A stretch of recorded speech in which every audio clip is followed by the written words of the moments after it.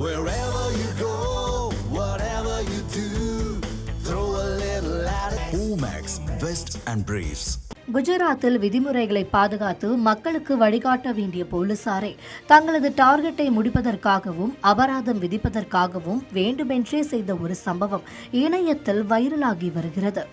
சாலையில் வாகன ஓட்டி ஒருவர் இருசக்கர வாகனத்தை டிராபிக் விதிகளுக்கு உட்பட்டு பார்க்கிங் பகுதிக்காக ஒதுக்கப்பட்ட மஞ்சள் நிற கோட்டிற்கு வெளியே பத்திரமாக நிறுத்திவிட்டு சென்றார்.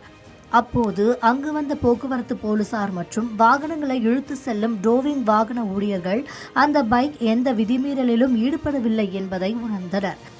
ஆனால் அதற்கு அபராதம் விதிக்க வேண்டும் என்ற உள்நோக்கத்தோடு அந்த பைக்கை போலீசாரே தங்களது கைகளால் இழுத்து நோ பார்க்கிங் பகுதிக்குள் வந்து நிறுத்தியுள்ளனர்.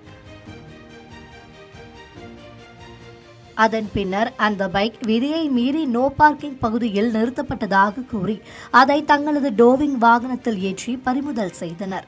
சட்டத்தை பாதுகாக்க வேண்டியவர்களே இப்படி செயல்பட்டால் சாதாரண பொதுமக்கள் யாரை நம்புவது என்று இணையவாசிகள் பலரும் தங்களது கண்டன குரல்களை பதிவு செய்து வருகின்றனர்.